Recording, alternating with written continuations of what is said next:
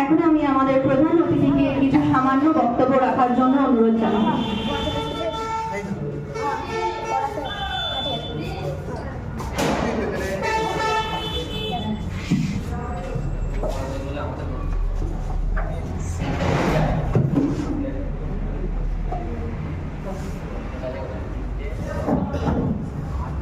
ভিতরে বসে যান একটু, আমি চলে আসি একটু চেপে বসে ওইখান থেকে ফোনগুলো বাদ দাও। এখানে জায়গা আছে, জায়গা আছে একটু পরে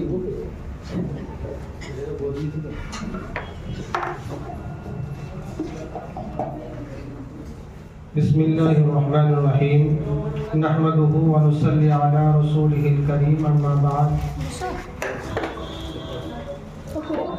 আজকের এই প্রোগ্রামে যে সমস্ত আমাদের গার্জেনরা উপস্থিত হয়েছেন এবং এই মিশনের সমস্ত শিক্ষকগণকে আমার আন্তরিক সালাম ও শুভেচ্ছা জানিয়ে আজকের বক্তব্য শুরু করছি। আজকে যেহেতু আমাকে বলতে দেওয়া হয়েছে যে শিক্ষক,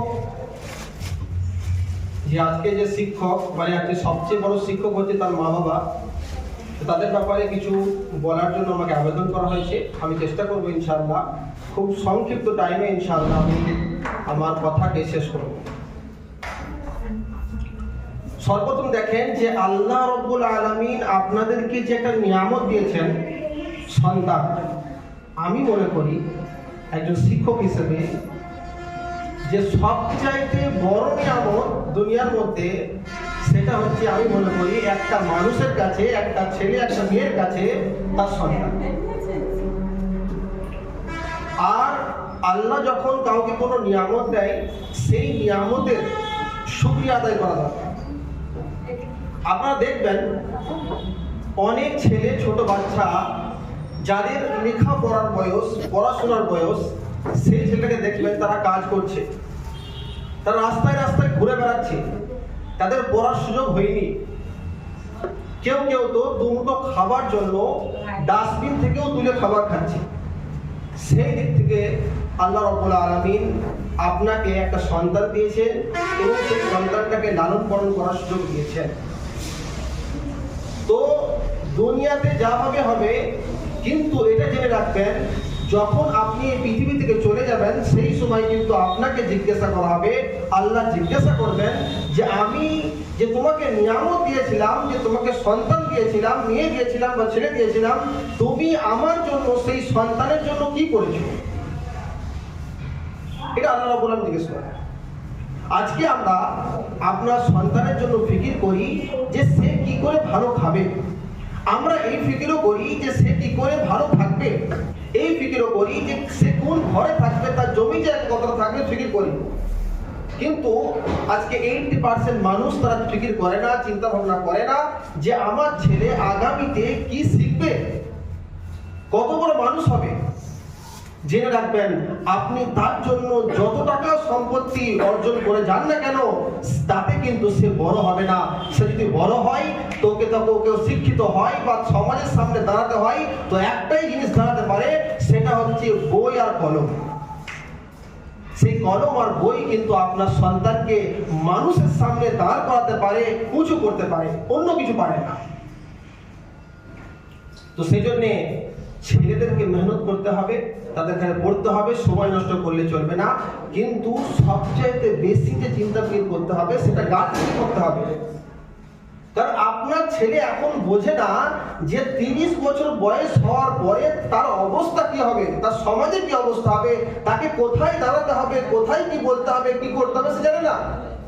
আপনার বয়স 30 বছর হয়ে গেছে, 40 বছর হয়ে গেছে, আপনি বুঝতেন শিক্ষার কতটা দাম, এই কলমের কতটা দাম, এই কিতাবের কতটা দাম আপনি বোঝেন, কিন্তু আপনার সন্তান বোঝে না। তো আপনার সন্তানকে আপনি ভালো স্কুলে দিয়েছেন ঠিক আছে, কিন্তু আপনার সন্তান এখন কিছুই বোঝে না। সে বোঝে একটু আমাকে খেলতে হবে, একটু ঘুরতে হবে, একটু ছুটি নিতে হবে। তো তার চাইতে আপনি যখন বেশি বোঝেন, তো তার ফিকিরটাও আপনাকে করতে হবে যে কি করে আমার ছেলে একটা শিক্ষিত এবং যোগ্যতাপূর্ণ মানুষ হোক। সে যেন কলমের সম্মান বোঝে, কিতাবের সম্মান বোঝে, শিক্ষকের সম্মান বোঝে, তারপরেই সে কিন্তু আগে বাড়তে পারে। তো সেই জন্যে আমাদেরকে, আমরা যেমন তাদেরকে সবকিছু দুনিয়াবি লাইনে শেখাই যে বাপ পানি পানি দাও তো।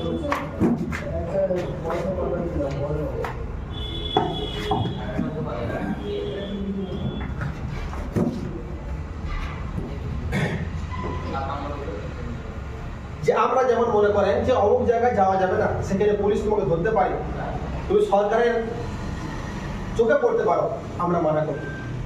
কিন্তু একটা ছেলে যে সমাজে যে কি করে বড় হবে বা শিক্ষিত হবে, তার যত কিছু সিস্টেম হতে পারে সেগুলো আমাকে কিন্তু এখন থেকে খেয়াল করতে হবে।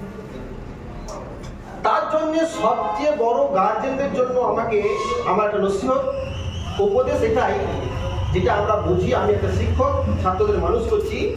গার্জেনদের সবচেয়ে বড় ভুল সেটা হচ্ছে যে আমার ছেলে যদি কোনো কষ্ট করে, মেহনত করে, কষ্ট পায়, সে যে তো কি করে কষ্ট না পায় সেটা আমরা ভালোবাসা মনে করি।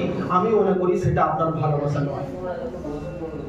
আপনার ছেলে যদি অসুস্থ হয়, তাকে যদি ওষুধ খেতে বলা হয় এবং তেতো লাগে, সে সেটা খেতে পছন্দ করছেন না, আপনি কি করবেন? তাকে খেতে মানা করবেন না, আপনি তাকে যা হোক করে তাকে খাওয়ানোর চেষ্টা করবেন। সেরকম বোঝেন যে বড় হওয়া, শিক্ষিত হওয়া, যোগ্যতাপূর্ণ হওয়া একটাই রাস্তা, সেটা হচ্ছে মেহনত, মুজাহাদা, কষ্ট, কুরবানি, এছাড়া আর কোনো রাস্তা নেই। আজকে যাদেরকে এই পৃথিবীতে আমরা বড় দেখছি, সম্মানীয় দেখছি, যারা দুনিয়া থেকে চলে গেছে, এখনো মনে হয় তারা জীবিত আছে, তাদের আমাদের চোখের সামনে আছে। কেন? কারণ তারা কষ্ট সহ্য করেছে, আর তার মারা ভালোবাসা দেখিয়ে তাকে দূরে সরিয়ে রাখেনি। আজকে আমি ছুটি নেওয়ার জন্য আমরা প্ল্যানিং করি, ছেলে হয়তো ঠিক বলছে, মা মিথ্যা কথা বলে ছুটি নিয়ে নিই আমরা। না, আপনার ছেলের ভবিষ্যৎ এতেই আছে যে সে কষ্ট করুক। আজকে বেশিরভাগ ছেলেরা তারা তার বাপ মায়ের জন্য খারাপ হয়। আমরা কষ্টটা মনে করি এটা ভালোবাসা নয়। না, ভালোবাসা। আমি কিছুদিন ছোট বাচ্চাদের ব্রেন সম্পর্কে পড়াশোনা করছিলাম, তো আমি দেখলাম একটা ছোট বাচ্চাকে বা একটা ছেলেকে মানুষ করার বয়স হচ্ছে 1 বছর থেকে 7 বছর বয়স পর্যন্ত। আপনারা ভেবে ভাবতে পারবেন যে 1 বছর থেকে 7 বছর বয়স, আর আমরা 90% কিনা 100% মানুষ আমরা সেই বয়সটাকে ছোট বয়স মনে করি এবং কোনো ভুলকে করি না, কোনো কিছু শেখাই না, ওটা খারাপ মনে করি না। ওই সময়তেই যত কিছু ব্রেনের অভ্যাস বলেন, পরিষ্কার পরিচ্ছন্ন বলেন, যা কিছু ব্রেনের যা কিছু তৈরি হয় ওই 7 বছর বয়স পর্যন্ত, সেটা শিখাবে কে? সেটা আপনাকেই শেখাতে হবে। আপনি যদি আজকে পড়াশোনাটাকে না শেখান, হ্যাঁ, একজন বলছিল যে ভাই আমার ছেলেকে পড়াশোনার আগ্রহ তৈরি করবো কি করে?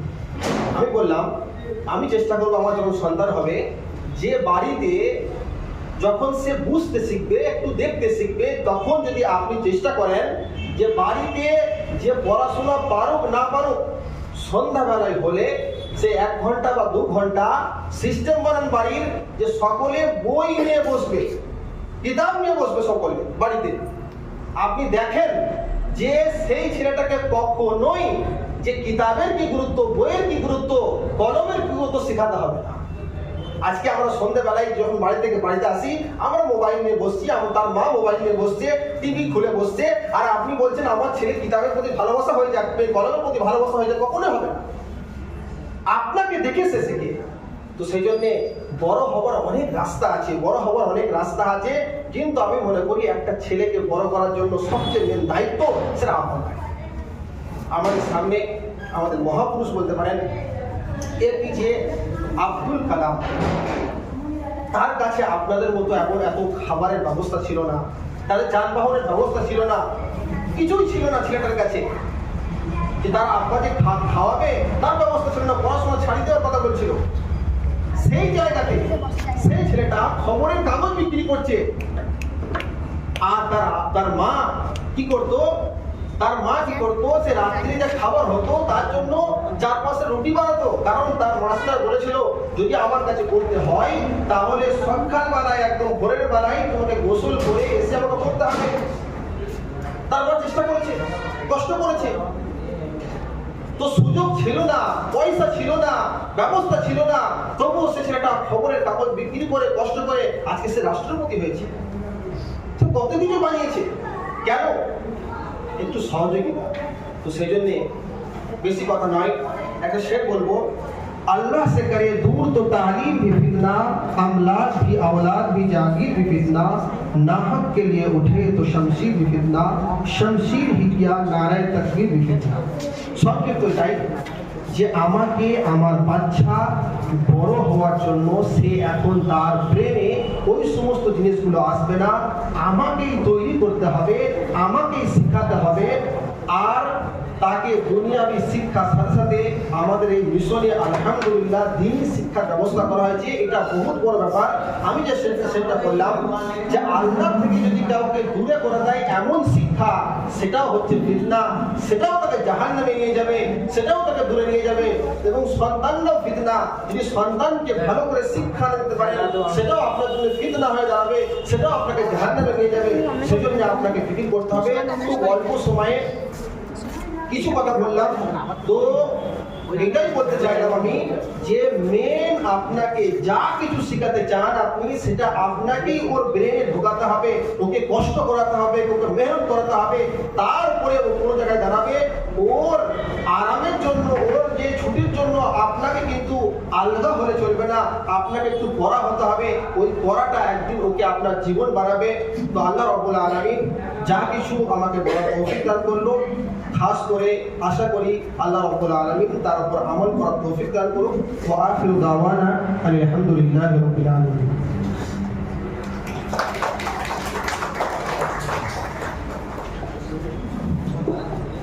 অসংখ্য ধন্যবাদ মৌলানা মুফতি রফিউল ইসলাম সাহেবকে। এবার আমি আমাদের অন্যতম অতিথি হাফেজ কারি শামসুদ্দিন সাহেবকে মঞ্চে আসার জন্য অনুরোধ করব এবং তাকে বরণ করে নেবে জাহিরুল ইসলাম মহাশয়।